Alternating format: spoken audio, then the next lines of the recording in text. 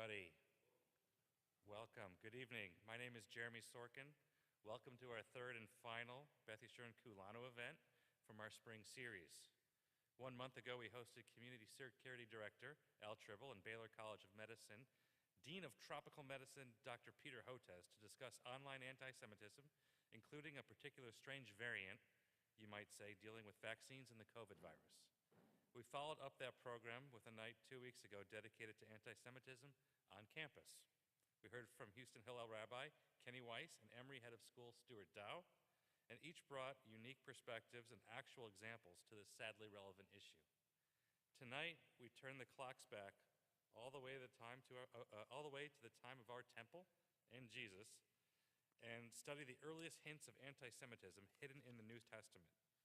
We are honored to be joined tonight by Rice University Director of Jewish Studies Professor Mattias Henze. I had the privilege of hearing him speak at a previous Beth Yeshurun event, and I can assure everyone we will all leave tonight better informed and likely a little bit smarter. Sharing the spotlight tonight will be Beth Yeshurun's very own Rabbi Stephen Morgen. Rabbi Morgen coordinated our adult education programs and runs our conversion program. He also represents Beth Yeshurun well in the community, in the greater Houston community, by sitting on regional boards of the ADL and AJC. He remains active in Interfaith Ministries of Greater Houston and the Jewish Federation, both organizations he has previously sat on as a board member. It is vital we recognize that anti-Semitism spans our political spectrum and extends to sovereign nations and terrorist groups. There is no one anti-Semitic profile. Kulanu translates to all of us in Hebrew and is an ADL-inspired synagogue partnership program designed to better educate, prepare, and combat anti-Semitism and hate in general. Beth Yeshurun is one of over 110 synagogues participating in Kulanu, and each shul crafts their programs to best fit their needs and capacity. Our committee elected to offer 3 programs touching on 3 community-relevant subsets. As a population, most people recognize hate and specifically anti-Semitism. One valuable takeaway from Kulanu experience this year deals with how to engage with each comment or action you feel inappropriate or hateful. The ADL line recommends simply asking the counterparty, "What do you mean by that comment?" Often words are taken out of context or require a clarification. Often your counterpart may not be aware of the offense and are actually appreciative to learn and apologetic. Often the person may really mean it, and then you can choose how to respond. At this point, you should consider reporting this offense, no matter how severe you measure it, to ADL, which collects and tracks all incidents at adl.org/report-incident. As Kulanu is defined, fighting hate is up to all of us. This being our final event, I want to thank Rabbi Morgen and Jennifer Rosenzweig for their help making my job easier. Allow me to recognize the Kulanu Committee for their time and work: Jared Bloom, Rena Cami, Barbara Kozloff, Deborah Bowen, Randy Berman, Debbie Kerner, Nick Bouza, Jeffrey Sorkin, and Perry Tobin. Thank you. Lastly, a special thanks to Lisa Stone, the Golden Stone Fellow with the ADL that guided our Beth Yeshurun team through the Kulanu program. Before I pass the ball to Rabbi Morgen, we have pens and index cards for anyone wishing to ask a question. Just ask one of the Kulanu committee members and they will get you set up. Also, be aware we are streaming this program, and anyone you think would like to watch it can find it later at the Beth Yeshurun YouTube channel. With that, let me pass the microphone over to Rabbi Morgen. Okay, thank you. I'm going to stay seated over here, I guess, because I'm lazy. And but I want to introduce my good friend, Mattias Henze, with whom we've collaborated a number of times. We enjoy going over texts together. And he is a professor of Bible at Rice University and the head of the Jewish Studies Department, or Jewish Studies Program at Rice University, and a wonderful asset to our community, I should say, and a very good friend. And he's also not Jewish. So his wife, in fact, is a minister with the Evangelical Lutheran Church of America, Karen Liebster, who's also here tonight. And so I'm delighted that he is here to do most of the work for this evening, and I'll be adding some Jewish comments along the way. So thank you, Mattias. Thank you. Let me start off by saying how delighted we are, my wife and I, to be back at Beth Yeshurun. We're frequent visitors and we love to come here. We very much enjoy your hospitality. You have a beautiful, beautiful synagogue here that just emanates with love and a spirit of welcome. So thank you for that. I should also say that I'm a huge fan of your rabbi, Rabbi Morgen. He was very kind to introduce me, but I'm happy to return the favor. We've been friends over the years. We love to read and discuss together. I know that you know this already, but sometimes it's good to be reminded of things that you know. You should be very, very happy to have Rabbi Morgen amongst you. My task tonight is a difficult one. It is to ask the question whether there is anti-Judaism already in the New Testament being the second part of the Christian Bible. This is a difficult question to ask for at least 3 reasons. First, the New Testament is, of course, a complex book. In fact, not one book. It's a book made out of 27 books, with very many different perspectives, theologies, different authors. So I think we should be careful not to overgeneralize and to think that by just throwing around a few theses that we got the New Testament. Second, we need to define what exactly we mean by anti-Judaism. When exactly can we call a text anti-Jewish? And third, it needs to be admitted at the outset, I believe, that the topic is not only difficult, but it is also a painful topic. There's no doubt on my mind that the Church bears some significant guilt for the promotion of anti-Judaism that has led to the persecution and murder of countless Jews. I think and I hope that very few people will dispute this today. What we're discussing tonight is whether these hostile feelings towards Jews and Jewishness can already be found in the New Testament. So I want to ask the question, is this something that Christians developed later on and then retroactively read into the New Testament? Or are we justified in saying that anti-Judaism begins already within the New Testament itself and therefore is linked to the origin of Christianity? So how do we go about answering this question? I think it is helpful to divide the history of Jewish-Christian relations into 3 parts. So my argument for you tonight, if there's anything you take away from tonight, it should be this. My argument for us tonight is that Jewish-Christian relations can be divided into 3 distinct periods or phases that are very unequally long. The first phase, of course, concerns the origins of Christianity. That is the period described in the New Testament. In the 1st century, there really was no Christianity yet as an independent religion. There's no Christianity as a full-blown, fully developed religion. Christianity, of course, is an offshoot of Judaism. And so my academic colleagues and I myself have stopped referring to Christianity when we talk about the 1st century or the New Testament, and instead prefer to talk of the Jesus movement of the 1st century. The members of the Jesus movement tried to develop a distinct identity for the Christ followers that set them apart from the Judaism of their time, and yet at the same time maintained some Jewish elements. And so the statements that we read about in the New Testament about the Jews need to be understood in this context. The second phase in the history of Jewish-Christian relations are the 2,000 years of history of Christianity. One does not have to look very hard to find anti-Jewish expressions and actions here. Of course, there have always been exceptions. Ever so often, Jews and Christians have coexisted peacefully, side by side. But there has also been a truly horrific amount of hostility from Christians directed at their Jewish neighbors. And then there's the third and last phase that began really in the second half of the 20th century in response to the Shoah, when Christians were really forced to re-examine their own history and perhaps more importantly, their theology.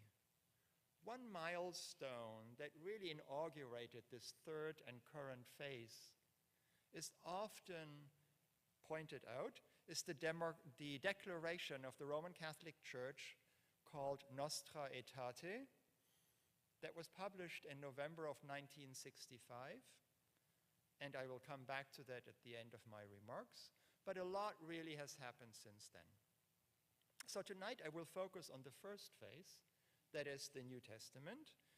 And in about half an hour or so in my closing remarks, I will go to the third phase, the here and now, and make some remarks about the renewal of Jewish-Christian relations today.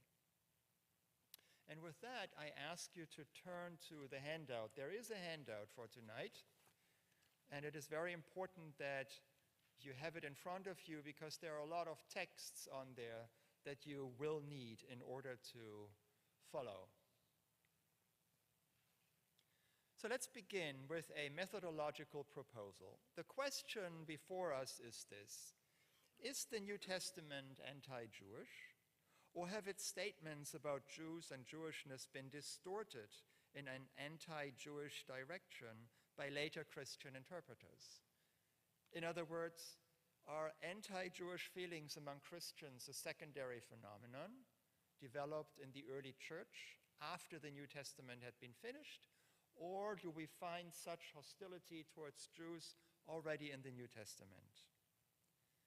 How do we determine whether a statement, an idea, or a belief in the New Testament is or is not anti-Jewish?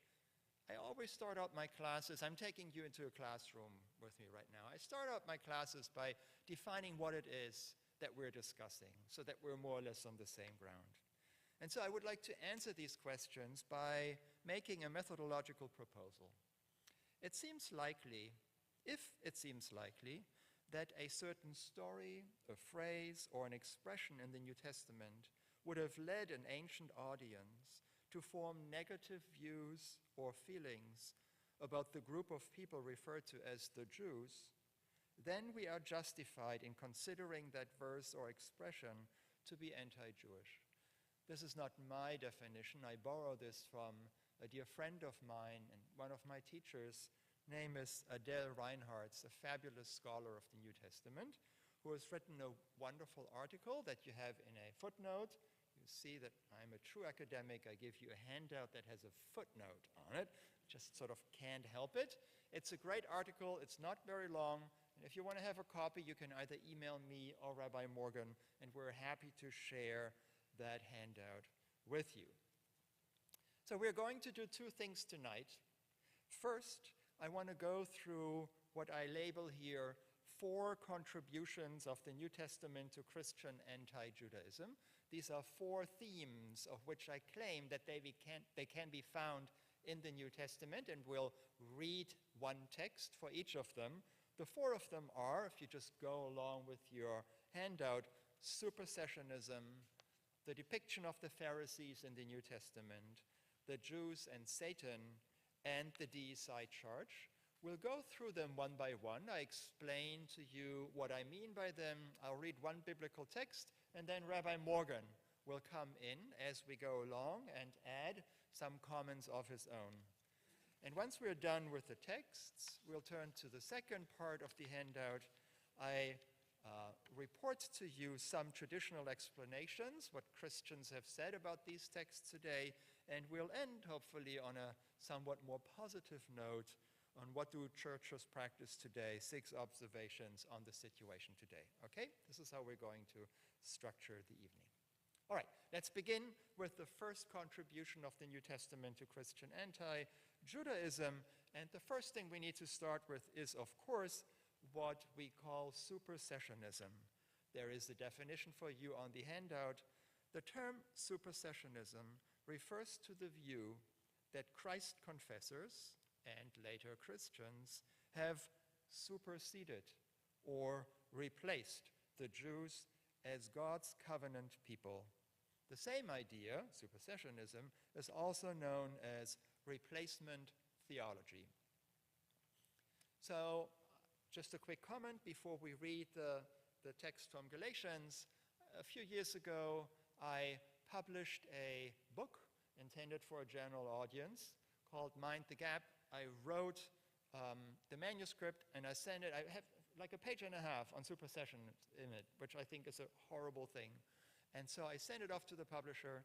It's about 200 pages, not very long. Publisher wrote back, said, it's great, you don't need to make very many changes. However, you claim that supersessionism is alive and well.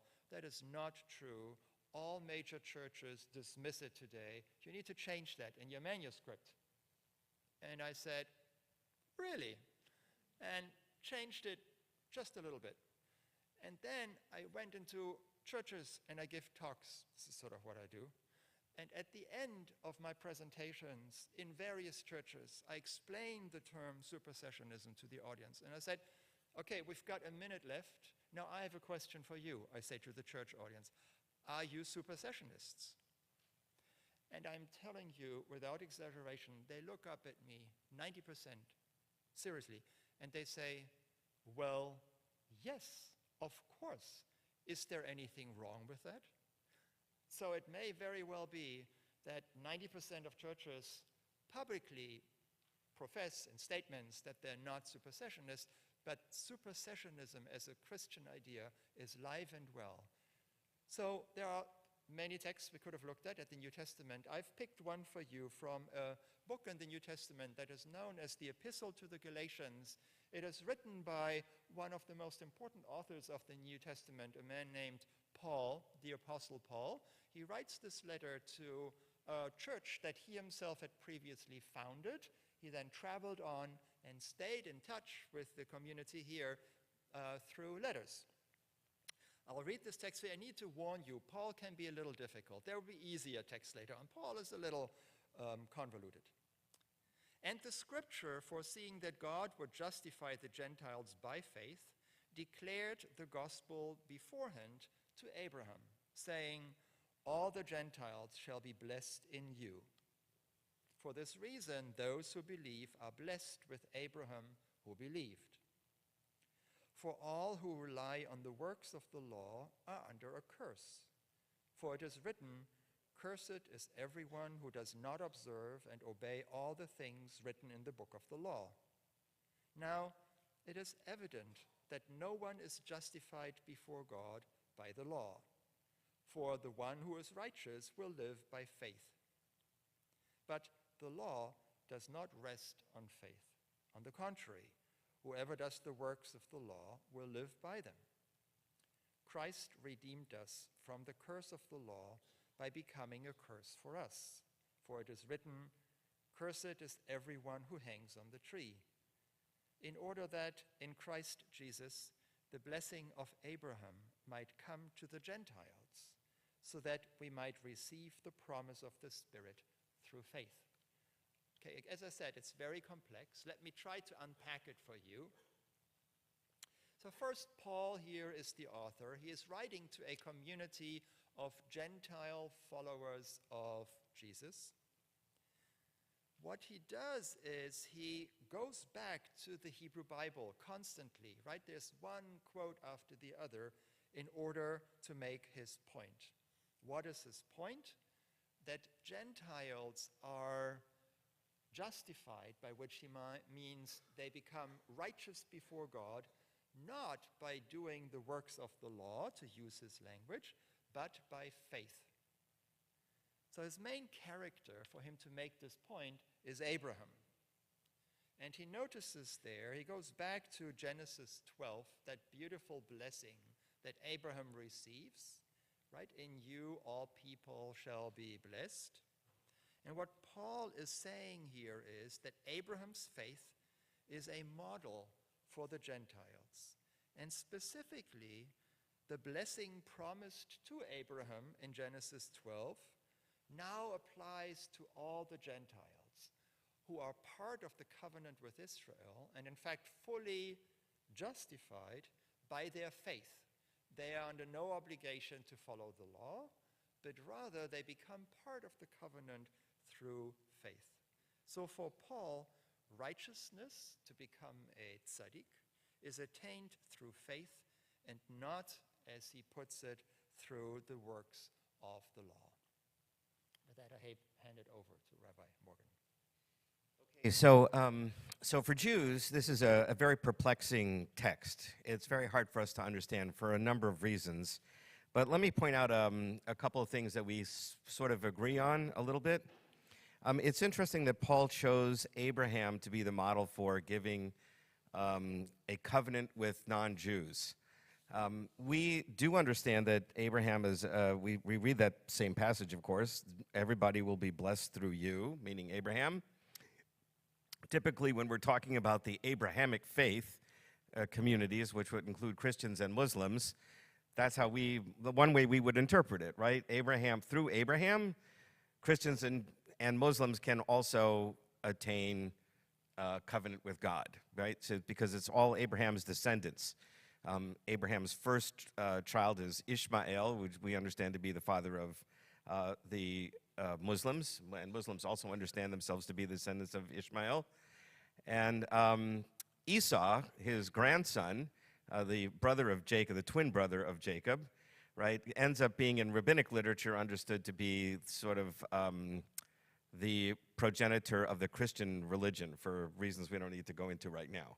So Christians and Muslims are both descendants of Abraham, and therefore a covenant with Abraham would include the covenant with them as well.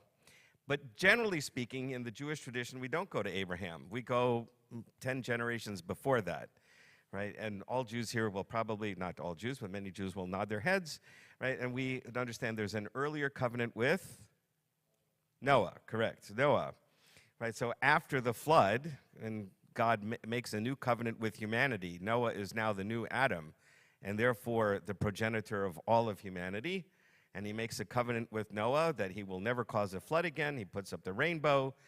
And in rabbinic literature, so this is maybe a couple centuries after Jesus' time, the rabbis, in reading those first few verses that God promises to Noah of this covenant, they, by sort of careful reading of the text with rabbinic glasses, determine that Noah is commanded with 7 commandments, these 7 Noahide commandments. Don't murder, don't steal, don't commit adultery, set up a system of justice.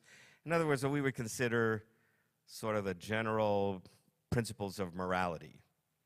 And from the Jewish tradition, any person who is not Jewish and follows these 7 commandments has a relation, is justified. I guess that's the term that Paul would use, would be justified before God, would be considered a tzaddik, a righteous person. Jews, on the other hand, have 613 commandments, as we all know, so a little bit more. The other thing I would just say is he says the one who is righteous will live by faith, and he quotes Habakkuk here. That's the 2:4. It's chapter 2, verse 4 of Habakkuk.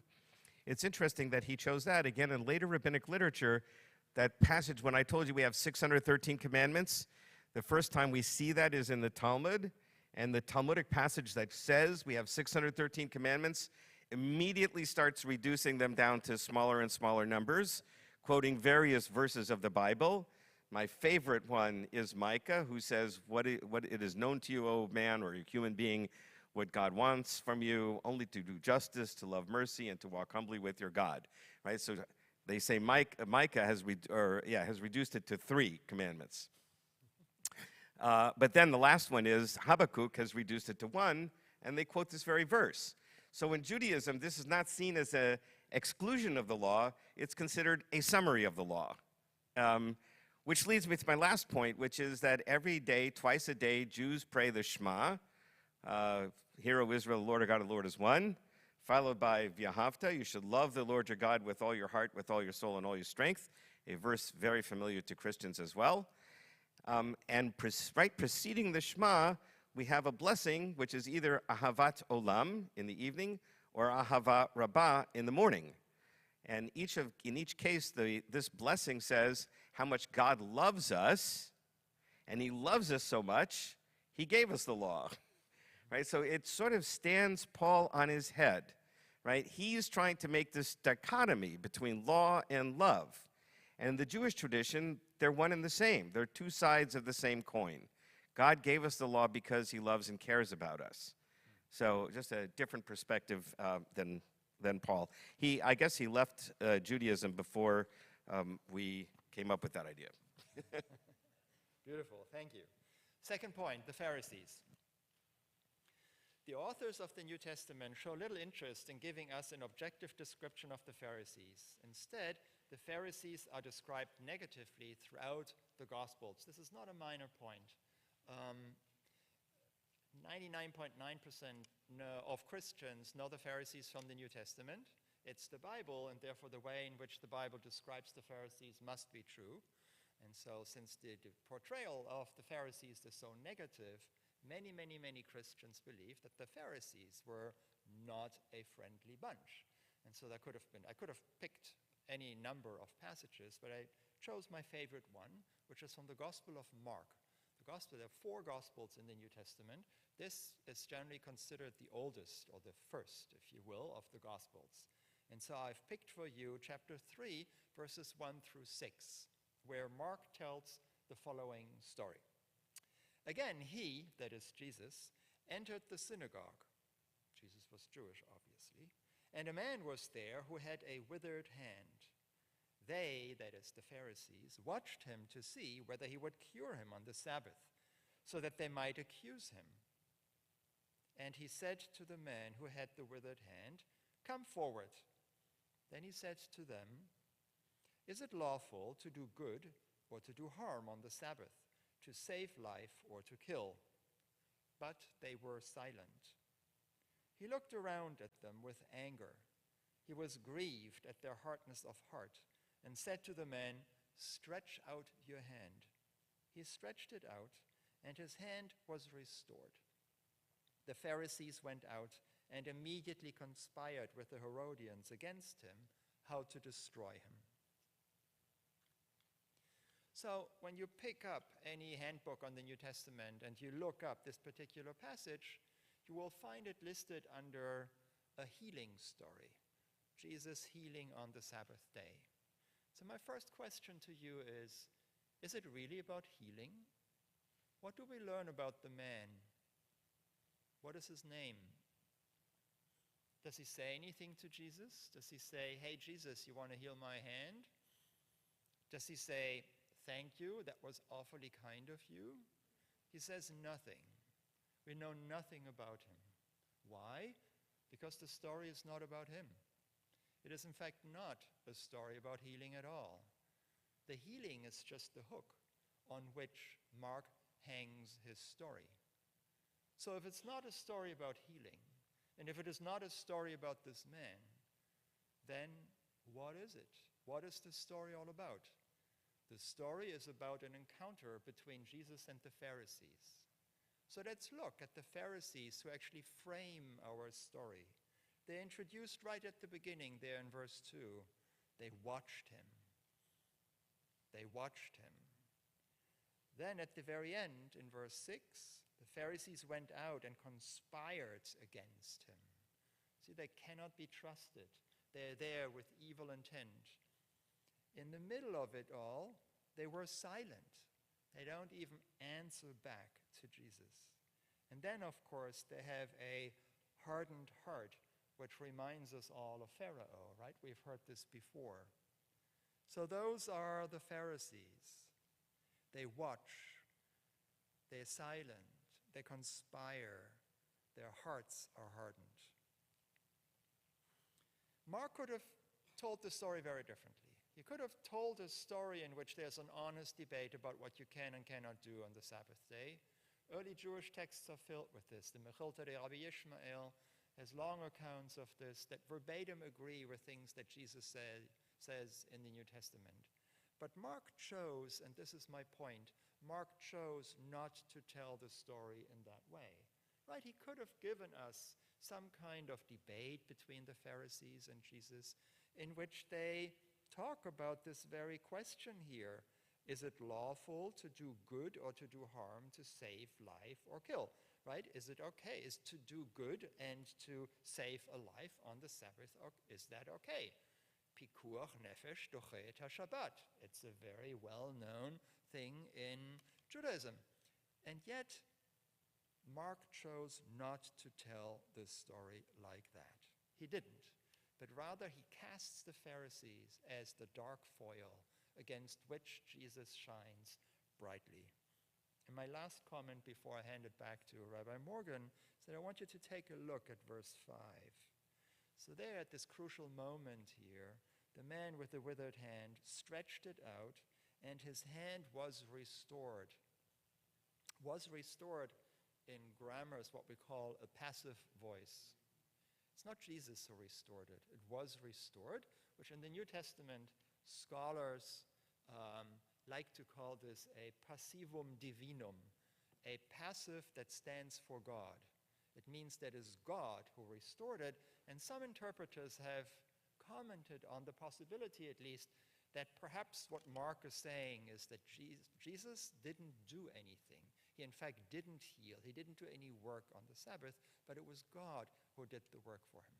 So I think Mark knew exactly what he was doing, and this strongly negative portrayal of the Pharisees is entirely deliberate, and that's my point here, is what Christians take away from the story. The Pharisees are evil, they cannot be trusted. Okay, so just a couple points here. First of all, they conspired with Herodians. So a lot of Jews may not be aware there were two Herods. The first Herod, the one we're more familiar with, the so-called Herod the Great, who was the great builder. I guess that's why he's called great. He's got these enormous edifices all over Israel that we can still see today, including the Temple Mount was greatly expanded and embellished by him. That's not the Herod that this is talking about. He died either shortly before Jesus was born or shortly after he was born. So this is the Herod Antipas, who was the Roman procurator, the Roman governor of the northern kingdom of Judea called the Galilee, right? So he was the Galilean governor, and basically a sellout to the Romans. So the Pharisees are here considered to be conspiring with them. We could have chosen, as Mattias said, many other passages. I think the one that's most glaring is what's called the Woe to the Pharisees passage in Matthew, which you can look up. It's in chapter 23, verses 13 to 33. It's a whole series of diatribes against the Pharisees. But the point is that there are many such passages in the New Testament. It's a little ironic for Jewish people who are somewhat knowledgeable about this to see that the Pharisees are played so badly. First of all, one might say, well, is this really anti-Jewish or not? They're talking about Pharisees. Is that the rabbis of the Talmudic period? And not necessarily, modern scholars would say. The Pharisees were of the generation of Jesus, maybe a generation afterwards. We don't hear about rabbis, like Hillel, for instance. We all know Hillel and Shammai. You'll notice that they're not called Rabbi Hillel and Rabbi Shammai, right? So this is apparently shortly before the rabbinic period. They usually are assumed to be Pharisees, members of the Pharisaic group, and the rabbis themselves understand themselves to be the inheritors of the Pharisaic tradition, and I would venture to say that that's probably how Christians understood it as well. So even though it says Pharisees and not rabbis, everybody knew, both Jews and Christians, this is really a diatribe against the rabbis of the later generations. And it's a little ironic because, as I said, because the Pharisees had a lot in common with Jesus. First of all, they were a table fellowship group. Jesus has his followers who do a lot of their of community building around meals, right, which is understood as, so there's this term called table fellowship. The Pharisees are also a table fellowship group. We know this as Jewish people because we continue to practice some of their traditions. For instance, washing our hands before a meal was a common practice of the Pharisees. They were egalitarianizing the temple ritual. Only priests had to wash their hands before eating food because they were eating holy food. but the Pharisees made it. Everybody should wash their hands. We should all consider we're eating holy food, right? And so gathering together for a meal was something that they did, also something Jesus did. Many of the teachings of Jesus have counterparts in Pharisaic and later rabbinic sources. One of the things maybe I'll mention at the end, Jesus' famous statement, he's asked each time in the Gospels, what is the most important commandment in the Bible?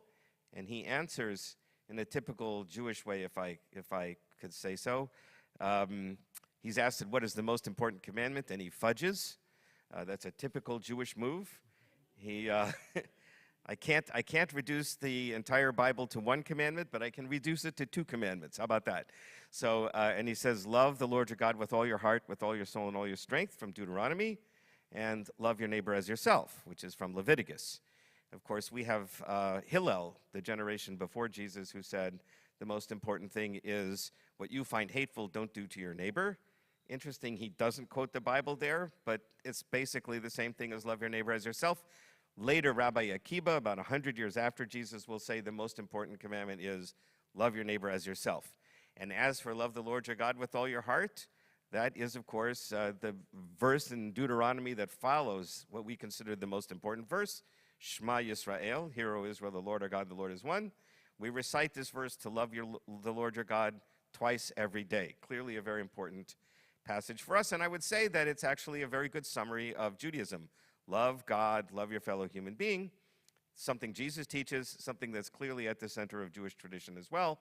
Where did we get it? From the Pharisees through the rabbis. So in many ways, we have a lot of similarities. The Pharisees also believed in resurrection of the dead, life after death. Sadducees, for instance, the party of the priest, did not believe in those things. Obviously, the Christian movement did believe in those things. So many, many parallels. Why this animosity? Most Bible scholars assume that because at the time the Gospels are being written, it's after the temple is destroyed. The Sadducees are minor, if a significant party at all. The Pharisees are now the head of the Jewish community, and there's disputes between Jews and Christians for reasons we could talk about later. And this is part of the disputations between early Christians and Jews to distinguish each other from each other. And so the foil has to be the Pharisees, who are the Jews. Thank you. Number 3, on your handout, now it gets ugly. We need to take a deep cleansing breath. This is on the Jews and Satan. One of the most potent aspects of Christian anti-Judaism and of modern anti-Semitism is the association of Jews and Satan.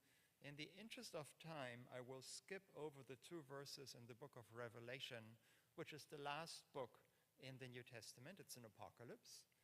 But I want to go to the 3rd text I've listed there, where it says John 8:42 through 44. John is the 4th gospel in the New Testament. As I said, there are 4 gospels, Matthew, Mark, Luke, and John. John is the 4th one, which is a little different from the other 3.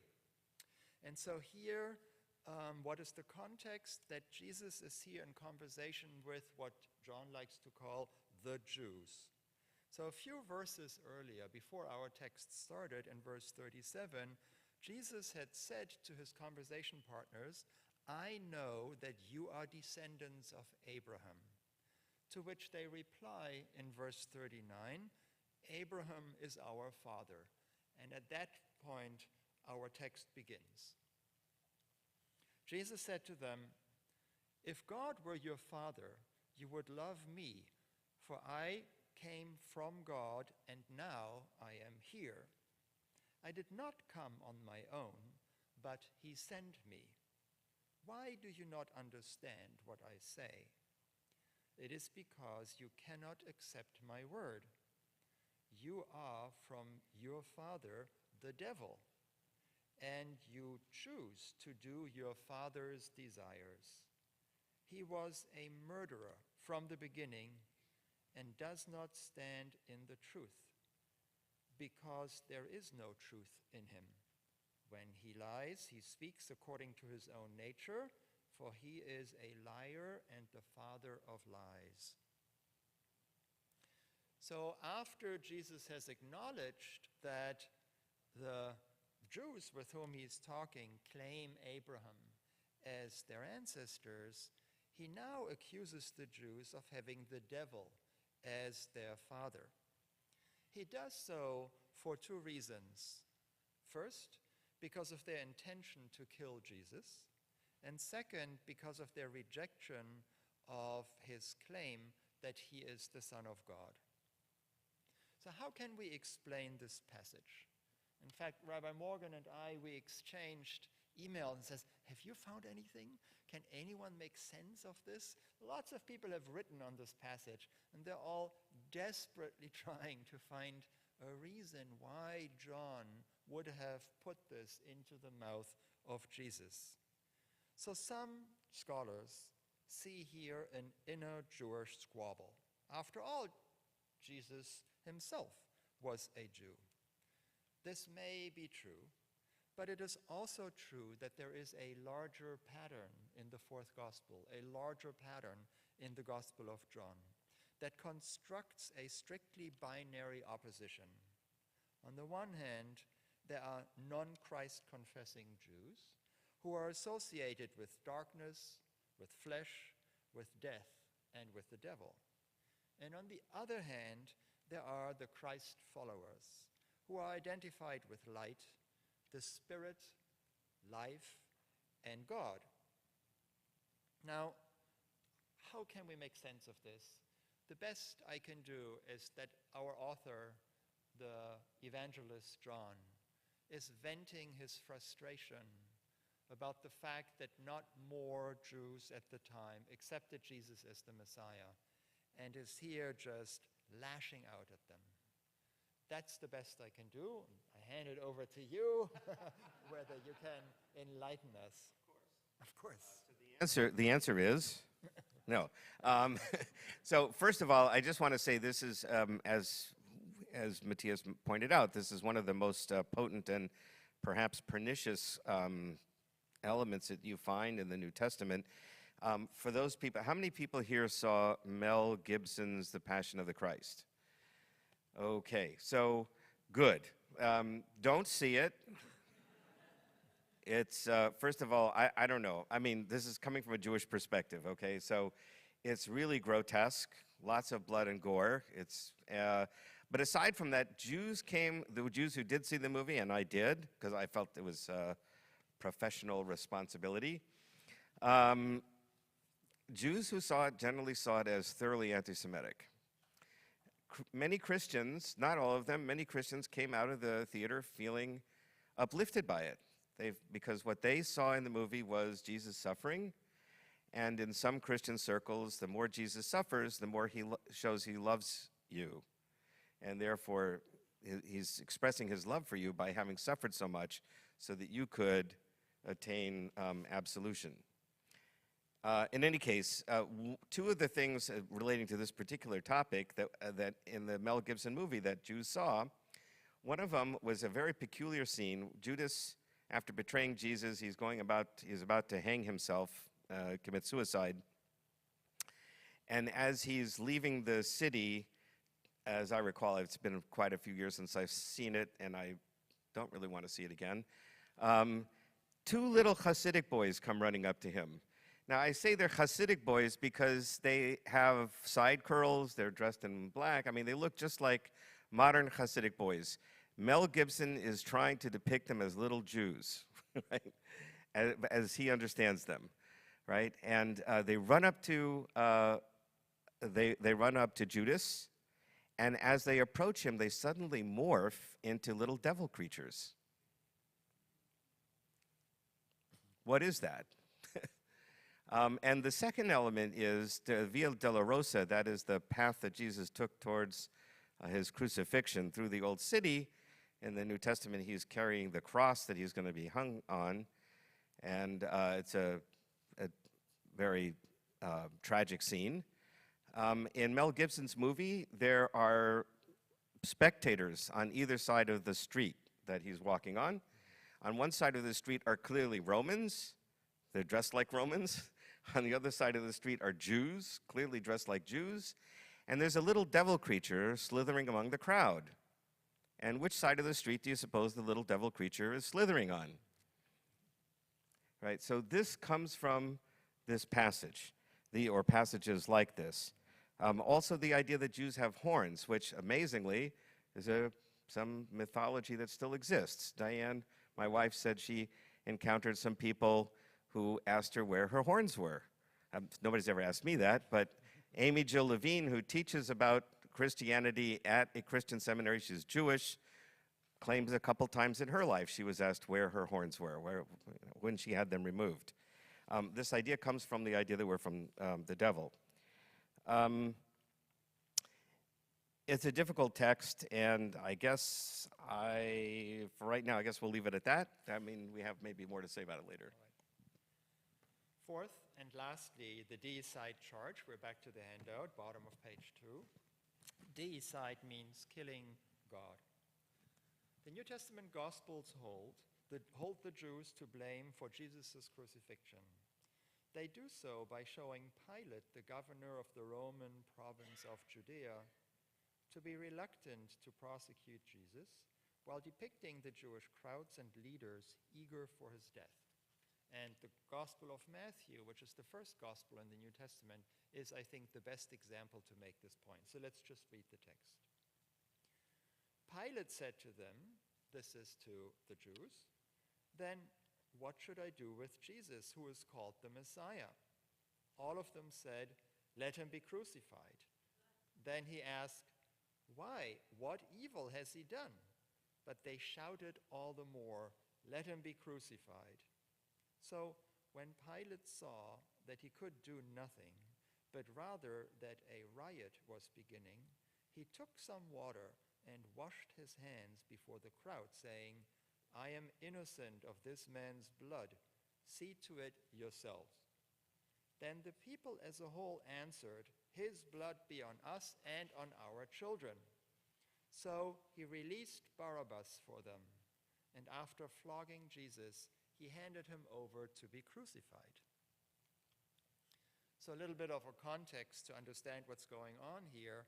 Pontius Pilate, the governor of the Roman province of Judea, is here in conversation with what Matthew calls the chief priests and the elders about Jesus. There was a custom at the time for the governor, that is for Pilate, to release one of his prisoners. And there were two possibilities here.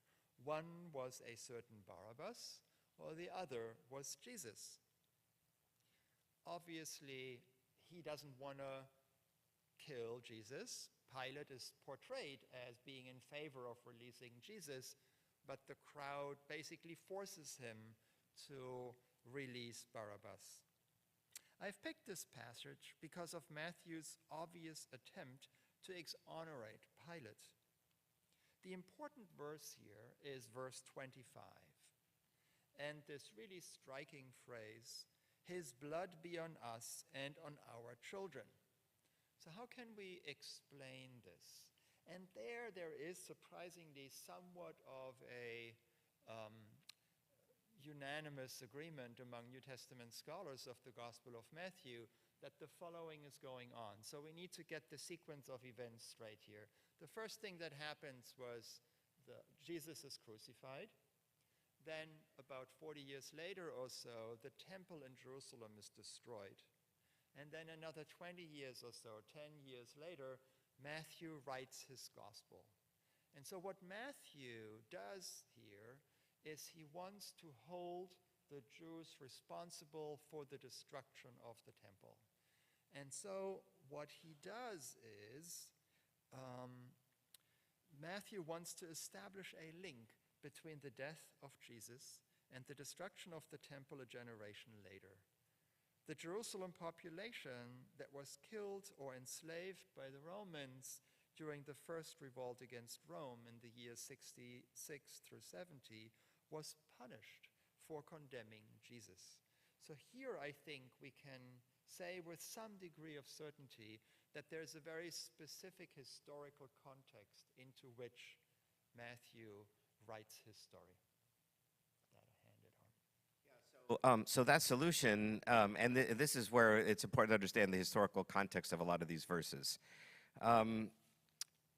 Because by placing them in their historical context, this one in particular, but the general idea that the early church is separating from the Jewish people, and there's obvious animosity as this divorce is happening, and so some anger is expressed in Christian sources. There may well have been equal anger expressed in Jewish sources, but they didn't become part of our sacred literature in the same way. So, and most of it's not preserved. There are statements, by the way, in the Talmud that are very anti-Christian or anti-Jesus. Most of them were excised by the church in the Middle Ages. How did the church find out about these passages in the Talmud? Because Jews who converted to Christianity told them about them. And so they were excised. However, those passages are, most scholars would say today, were not historical. They were just based on the disputations of the Christians and Jews in later generations. Right? Even though they make claims about what Jesus did or didn't do, none of the rabbis knew actually what Jesus did or didn't do. They had no historical memory independent of it. They're just hearing what the Christians are saying about Jesus, and they're going to answer back in a way that's nasty and mean to respond. And so we don't need to go into those texts. That's not necessarily the subject tonight, just to know that that was going on. So one is that there's this kind of an unhappy divorce, to say the least. And the second thing in this specific case is that Jews and Christians are trying to explain why the temple was destroyed. Jews may know that Jews came to other conclusions, of course, why the temple was destroyed. One of them was, the most prominent one for the second temple being destroyed in the Talmud is that of sinat chinam, causeless hatred. That's what the rabbis ascribe it to. Now, this is in the world when people believe that nothing happened unless God allowed it to happen.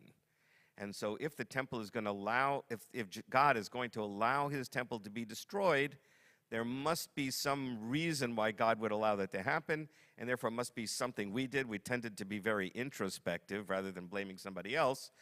And so the fault that the rabbis found was that we were fighting with each other too much. But that being said, we then had to sort of morph Judaism into a religion that didn't require the temple, and so we have different answers for that. I would say it's just kind of on the face of it, kind of an unbelievable thing to say, that the people at this scene would say, "Let his blood be upon us and upon our children." It just seems like who would ever say such a thing? And how would anybody believe that anybody would say such a thing? And of course, the power structure with Pilate is all off. Pilate had the Roman army behind him, supporting him. He has all the power.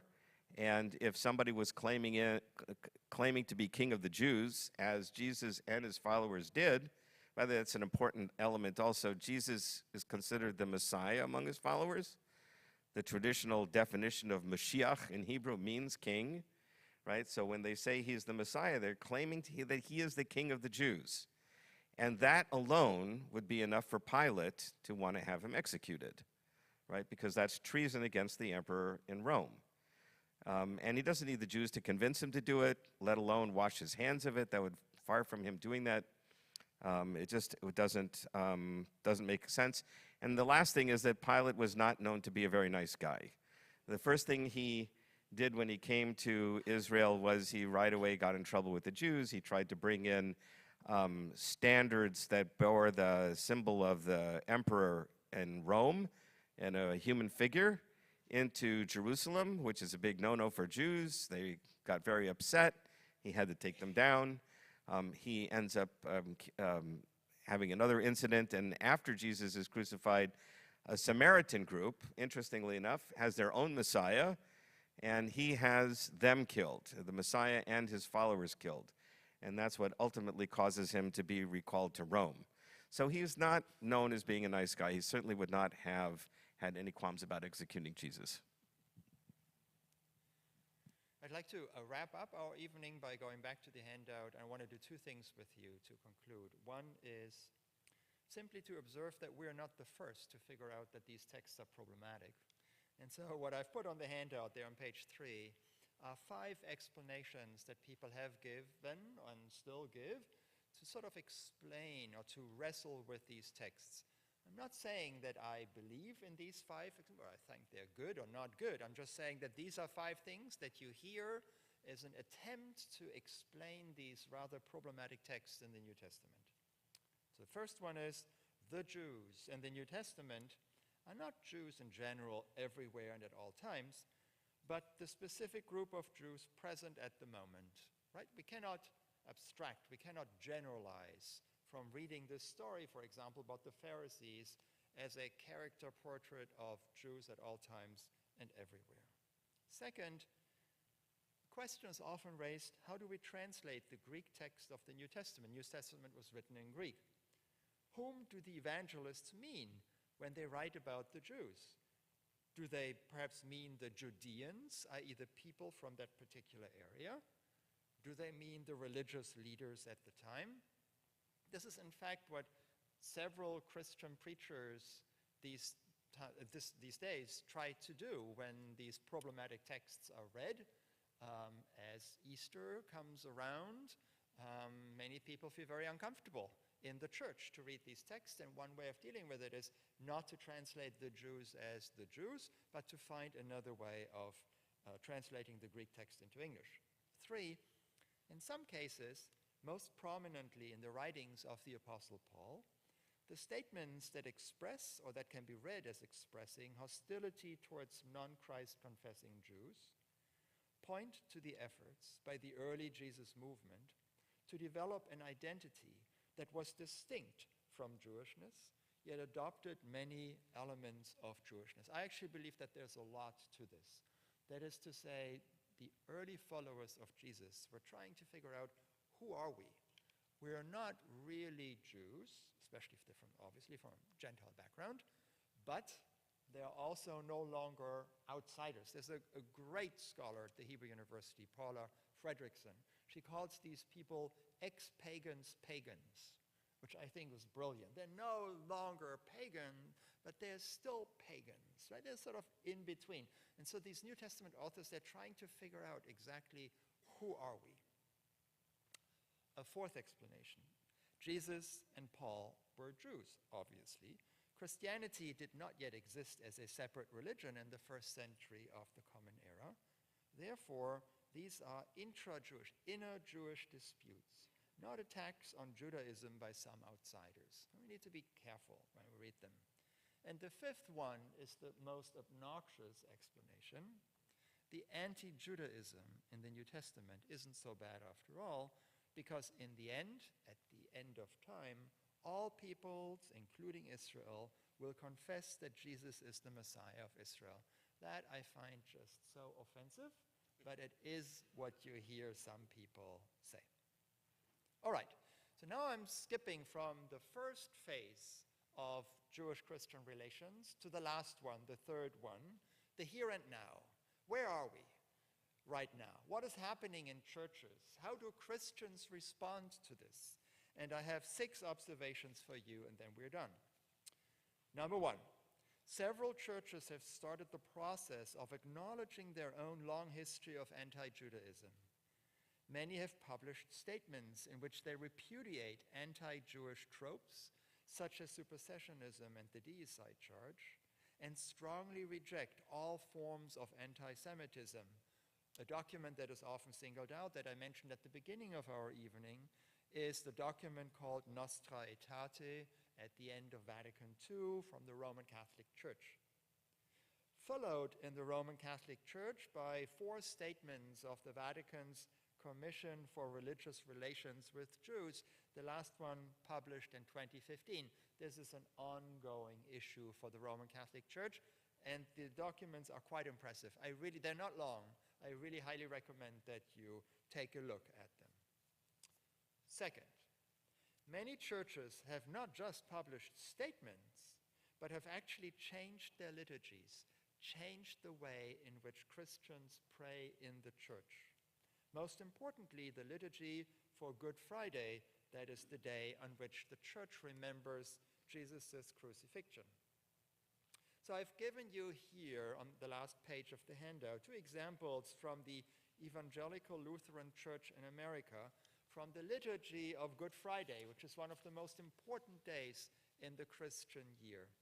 So this is straight out of a Lutheran prayer book, what you have here. Let us pray for the Jewish people, the first to hear the word of God. Almighty and eternal God, long ago you gave your promise to Abraham and your teaching to Moses. Hear our prayers that the people you called and elected as your own may receive the fulfillment of the covenant's promises. We ask this to Christ our Lord. The covenants that are referred to here are, of course, the covenants with Abraham and with Moses. But it's really the second text that matters most to me.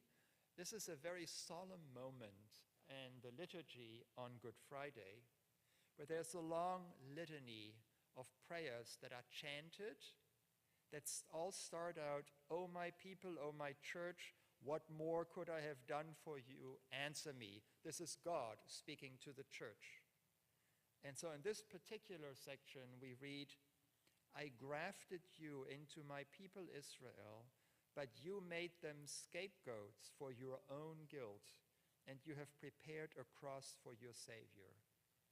And then the congregation responds, "Holy God, holy and mighty, holy and immortal, have mercy on us." So this is God speaking to the church. Why have you, the church, made Israel a scapegoat for what is your own guilt? I bring you this as an example of how the church, in this case the Lutheran Church, changed the way in which it refers to Israel in the liturgy. There are also statements by the ELCA, but the liturgy, it seems to me, has a certain oomph to it. 3, Jewish-Christian relations have improved dramatically since World War II and offer numerous opportunities for dialogue, including here in Houston. I've mentioned already the excellent work that Rabbi Morgen is doing, for which he has won an award, quite rightly so.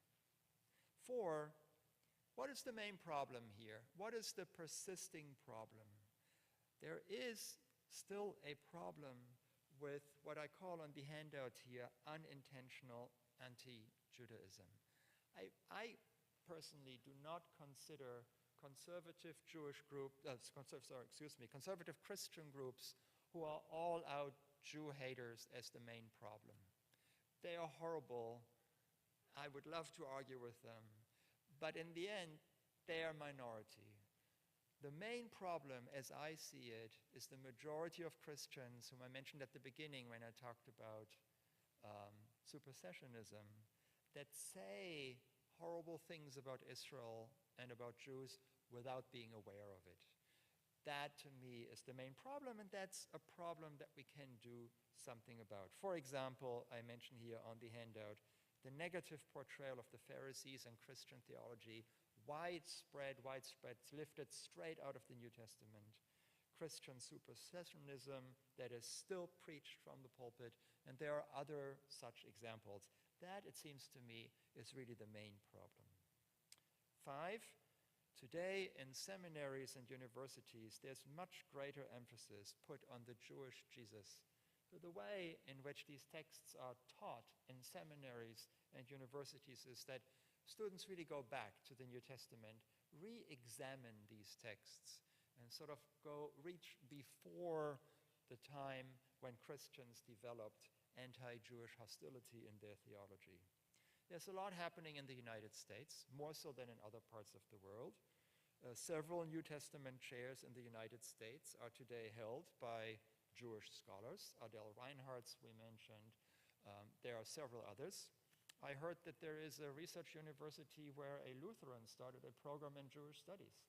Yes, I think maybe even in Houston. This is unbelievable. The fact that we're here tonight and that we're discussing this tonight is not a minor issue. And for once, I'm serious about this. We should be very aware of this, right? That we're here together, that's really a remarkable thing. And my my last thing I want to say, I give you some homework. I did get a Ph.D. for really only one reason, so I can give people homework assignments. So it makes me happy. My homework assignment is read the New Testament. If you're unhappy about these texts, don't wait for Christians to change. You need to start working on this. And to make it a little easier for you, I put down the New Testament that you all should get. It's called the Jewish Annotated New Testament. It's a translation of the Greek into English, obviously, with lots of annotations, meaning with lots of footnotes and little excurses by Jewish scholars. It's now out in the second edition, and it's a wonderful, wonderful research. With that, I am done. Thank you very much, and I hand it back to Rabbi Morgen.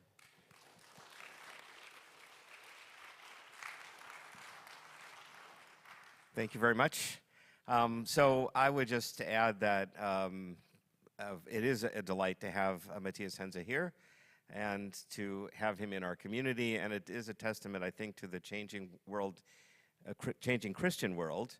By the way, there are also Jewish scholars in Christian seminaries. My favorite one is Amy Jill Levine, who's at Vanderbilt, or I guess she's now retired. Yeah, I like her because she has a sense of humor, which I think is important, and makes interesting modern cultural references in her work. But she's very much a scholar, and she spent several decades teaching in a Christian seminary. It's given her a very deep appreciation, I think, for Christian text and writings, but also notes the differences. By the way, she's one of the editors of the Jewish Annotated New Testament.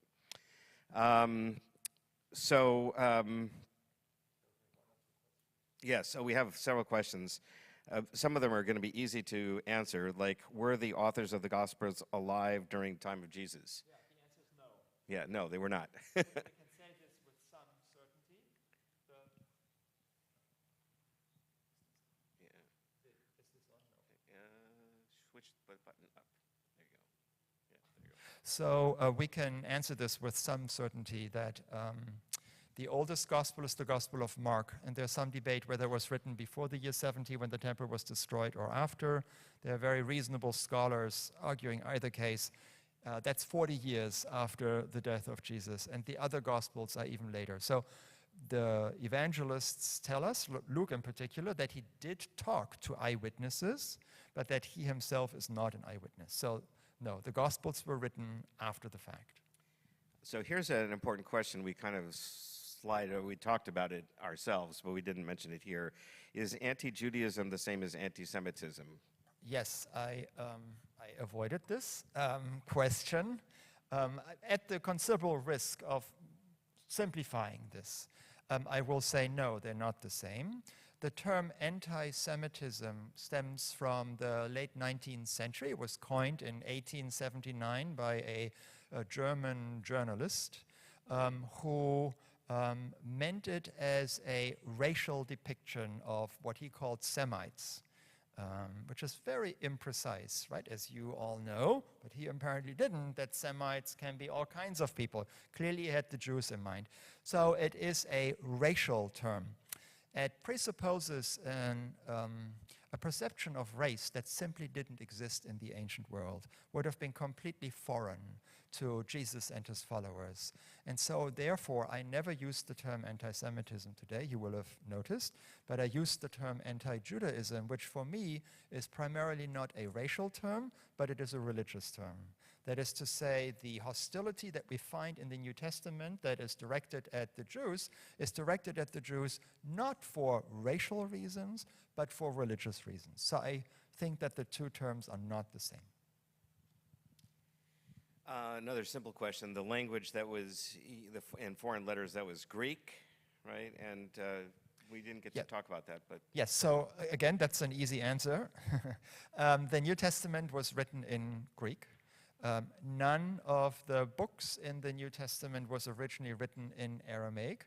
I know that several people believe that. You can just erase this from your mental hard drive. Everything was written in Greek.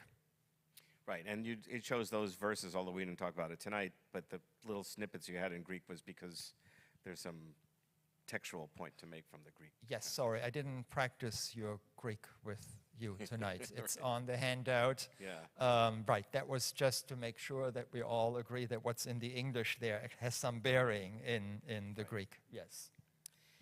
So somebody wants to... Sorry, one more thing, just a little thing. The Hebrew Bible was translated into Greek in the 3rd century before the Common Era in northern Egypt, in a city called Alexandria, named after Alexander the Great.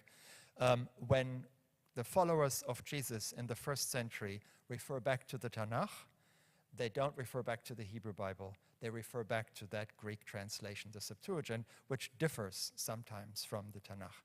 But that's like Morgen, Henze 201 or 301, not 101. Okay, so here's a more theological question. Is it possible to believe in a sort of supersessionism that doesn't imply or include a malice or evil towards Judaism? In other words, some kind of, well, you have this other belief, but it's sort of because you don't get it. I'm translating this here a little bit. Yeah. I hope not. I hope not. I think there's nothing good about supersessionism. It's just wrong. And it needs to be abolished. And we shouldn't try to explain it or to make it acceptable. It is unacceptable. It's just wrong theology. And by the way, when Christians ask me this, why is there anything wrong with it?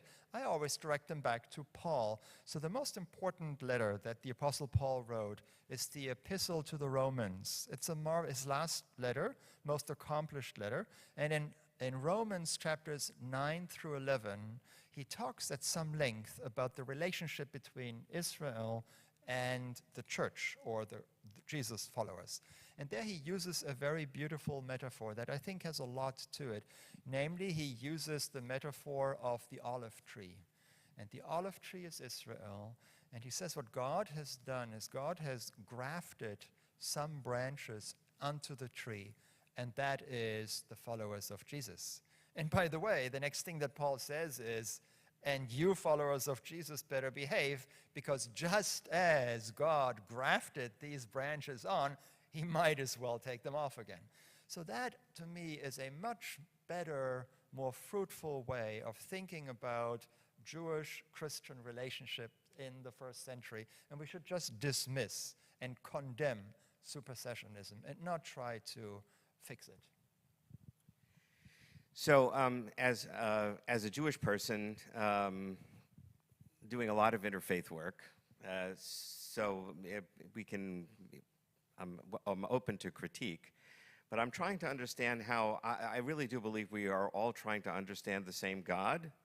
And we believe that God, in our beliefs about God, we have a lot in common, like some of the major points. God created the universe. Right? So we live in a created world. It's not an accidental universe. And that God cares about us and loves us because we are God's creatures. And God wants us to be good. And none of those are small matters. That's huge, right? That's sort of the essence of our faith traditions. So I think we're trying to understand the same thing. We don't understand, as Jews, the Trinity. We don't understand how God can become a human being and then die, be resurrected, and become part of a Trinity. That it is not a way of thinking about God that works for us. But I try to find analogies for this that would help us to maybe figure out a way to reconcile these things. And it's sort of like if you're working with a computer, you need an interface. The computer doesn't understand English, and we don't understand computer gibberish. So we need Microsoft Office, Word, first of all, we need Windows, and then we need programs so that we can communicate with the computer. And religion is something that helps us to communicate with God, to try and understand God. Some people prefer Linux instead of Microsoft. Some people, in the old days, there used to be something called WordPerfect. That's probably a dinosaur now. But there used to be other word processing software, right? Or Google Docs, right? Some people prefer Google Docs. Some people prefer Word. It helps them, they function better. So we don't necessarily have to understand each other's interfaces with God. This is how I would try to explain it. It's an interface that Jesus is an interface that Christians use to understand God. We have a different interface. It's the Torah and Moses and the rabbis and that sort of thing. But I think we're trying to understand the same thing. And here's the important thing, if your religion teaches you that somebody else is evil and we have to, slaughter these people because they're bad people, right? Then perhaps, in my opinion, you're probably not understanding God the way the rest of us understand God. Again, the major principles are God created the universe, he cares about all of us, he wants us to be good. That's what we all agree on, right? Which Jesus summarized as love the Lord your God and love your fellow human being. We summarize in very similar terminology. That's something that we have in common, and it's not a small matter, right? And regardless of our views of God, we can debate them, we can discuss them, we can try to understand each other better, which is all good things. But in the end, we can also work together to do what we all believe God wants us to do, which is to make the planet a better place and to make human life here more pleasant. So we should be working towards that.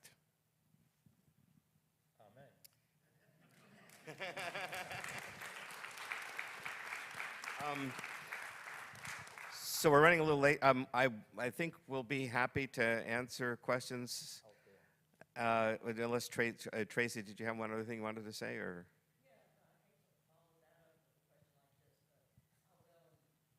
Why don't we take questions out there and... Yeah. Okay, we could do that. I guess, yes. Yes. Right, and all of us, and we can all gather around or whatever. There's cookies and stuff to keep us entertained. So let's go out there and talk about this some more, and we should talk about it some more in general. Thank you for coming.